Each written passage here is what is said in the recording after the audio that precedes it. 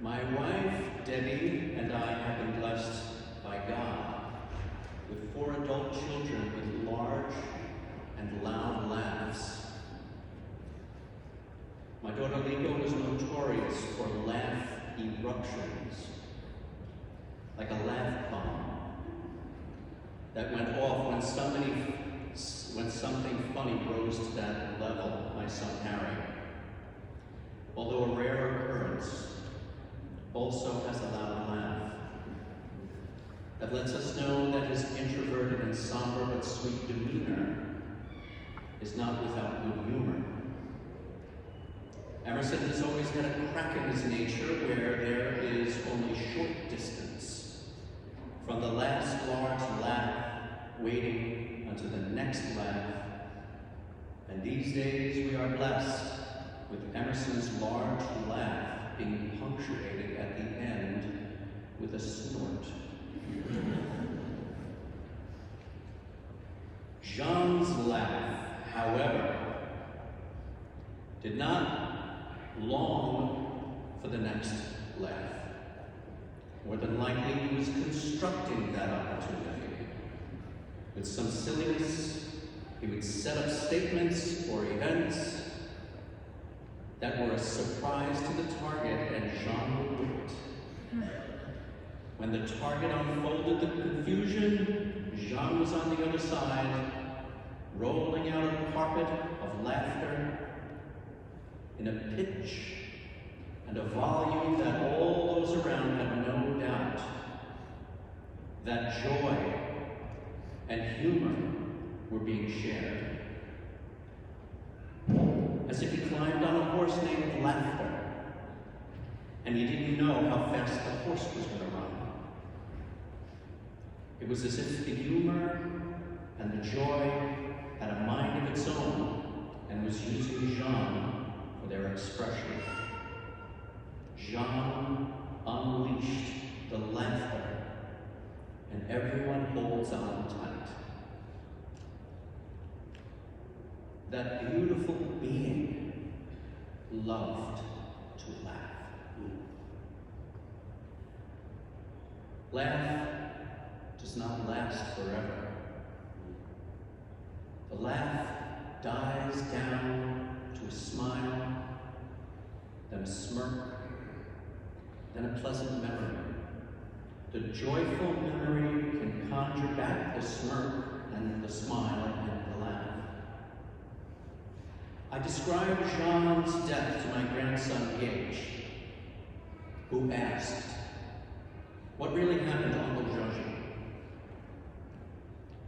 I explained to Gage that there was an accident and Uncle Jean got banged up, and the doctors said that maybe he couldn't fix Uncle Jean, and that maybe Uncle Jean has to go to heaven. I said Uncle Jean died and everyone was there next to his bed, and it was quite beautiful. Wait a minute. How can death be beautiful? What a smart and beautiful grandson I have. I explained. Everything alive has to die. The puppy, the plant, the tree, the papa, all eventually die. We make death unbeautiful because we are afraid of it. But a baby's born, and we are happy. We aren't afraid of a baby being born. It's beautiful. Because we are afraid of death, we make it unbeautiful. But in my heart, I knew that just talking about it, I made the idea of passing on a subject that was able to mentally process by talking about it.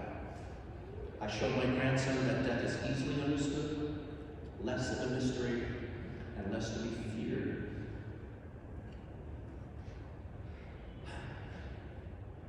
God has a plan. The plan is never really understood, and when you think you have a glimpse, that pride in thinking that you know is easily flipped into a lesson of humility.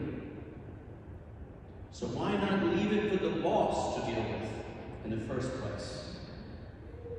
Jesus said, I am the Alpha and Omega, the beginning, the end, which is, which was, and which is to come, the Almighty.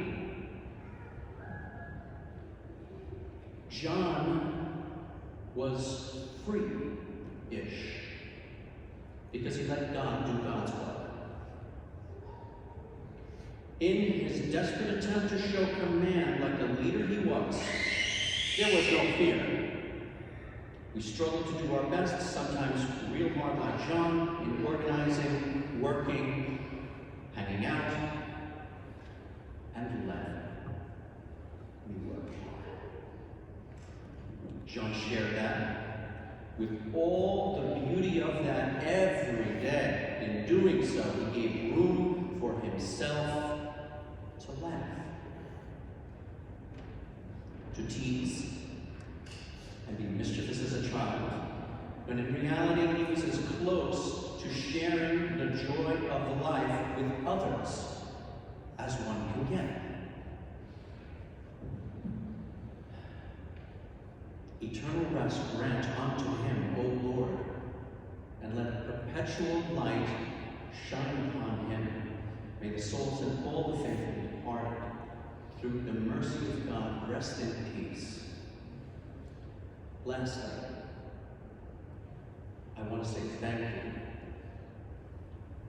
Special thank you to all of Jean's friends, who are special because Jean, in his joy and courage and beauty and laughter, thought deep in his heart through his actions, thought that you were his friends to share joy with.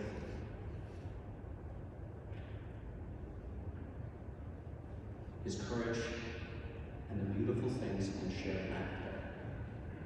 A special thank you to the Enforcers Motorcycle Club, the Boy Scouts of America, especially Troop 99, and the Greater New York Councils, members of Emergency Medical Technicians Brotherhood, including Senior Care, FDNY, and Maimonides, in which Jean was a proud participant, members of the New York City Housing Authority, members of our Armed Services Reserves, and U.S. Marshals, members of ATF, members of MTA Inspector General's Office. Deeply I give my thanks to Brian Long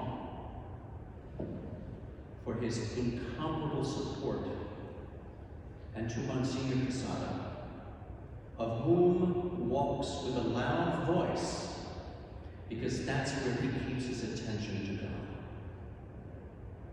Thank you.